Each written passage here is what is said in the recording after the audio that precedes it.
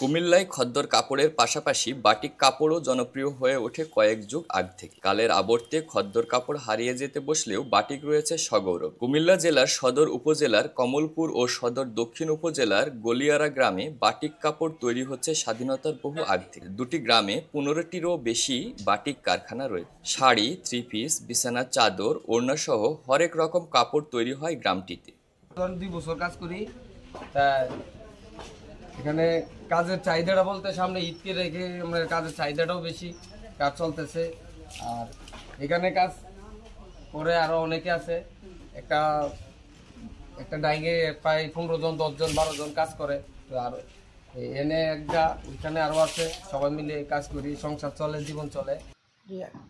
আমাদের এই কাজটা আপনার পূর্বপুরুষ থেকে অনেক চাহিদাভাবে আসতেছে। এটা আমাদের পূর্বপুরুষটা মনে করেন যে আপনার কলকাতা থেকে নিয়ে আসছে এই কাজটা শিখে। তার কারণে আমরা ওই অতীতকে ধরে রেখে বাটিক নামের যে কাজটা আমরা করে আসতেছি। এই কাজটা এখনও প্রচুর চাহিদা, যেমন সামনে গরম আসছে, ঈদ আছে, ঈদ অনুযায়ী আপনার মনে করেন যে আপনার এখন কাজের অনেক প্রচুর চাহিদা। ভালো লাগতেছে, আমরা আমাদের জীবন জীবিকা চালাই এইখানে কাজ কইরা।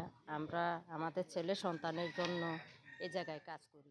বাটিক সেন্টারের মালিক রাশেদুল ইসলাম বলেন, ঈদকে সামনে রেখে বাটিক কাপড়ের চাহিদা দিন দিন বাড়ছে। রাজধানী ঢাকাসহ বিভিন্ন জেলায় এর বিপুল চাহিদা রয়েছে, তাই তারাও কাজে ব্যস্ত। 40 বছরের উপরে কাজ চলতেছে। এটা স্বাধীনতার পরবর্তী সময় থেকে এই কমলপুর এলাকা বাটিকের নামে বিখ্যাত সারা বাংলাদেশ। এখানে প্রথম হচ্ছে আমার যেটা লাল মিয়া মেম্বার সাহেব ভারত থেকে শিখে এসে এই বাটিক এই কমলপুর এই জায়গাতে সৃষ্টি শুরু করে। পরে আমার বাবা মোহাম্মদ মোহন মিয়া ওনার সাথে সংযুক্ত হয়ে বাটিক ব্যবসা শুরু করে। পরবর্তী ধীরে ধীরে অন্য অন্য জায়গায় গলিয়ারা, আনন্দপুর সহ বিভিন্ন জায়গায় ছড়িয়ে ছিটিয়ে যায়। সামনে ঈদ আছে, একটা কাস্টমার আপনার যদি রেডিমেড কিনতে আসে তখন বাটিকও নিচ্ছে, যেহেতু এখন প্রচুর গরম পড়তেছে। এখন গরমে সবচেয়ে আরামদায়ক পোশাক সারা বাংলাদেশে এখন বাটিকের চাহিদা বৃদ্ধি পেয়েছে। এজন্য ঈদকে ঘিরে তো আমাদের ব্যস্ততা আছে, ঈদ পরবর্তী সময় আরও ব্যস্ততা আমাদের বৃদ্ধি পাবে, সে আশা আমরা রাখছি। সরকারি সহায়তা পেলে বাটিক শিল্প শুধু বাংলাদেশই নয়, সারা বিশ্বে সমাদৃত হবে বলে মনে করছেন সংশ্লিষ্টরা। আর বর্তমানে ব্যবসাটা এখন অনলাইনে চলে গেছে।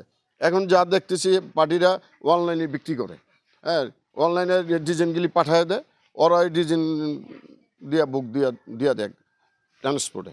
তাই এখন এটা খুবই ভালো। আর যদি সরকার যদি তাদেরকে যদি একটু আর্থিক সহযোগিতা বা একটু দৃষ্টি রাখে, অনেক মালামালের দাম বেড়ে গেছে, যেমন ইদানিক সুতার দাম বাড়ছে, কাস্টিকের দাম বাড়ছে, রঙের দাম বাড়ছে, এগুলি বাড়তে গিয়ে এইটার তরিকুল ইসলাম, দৃষ্টি 24।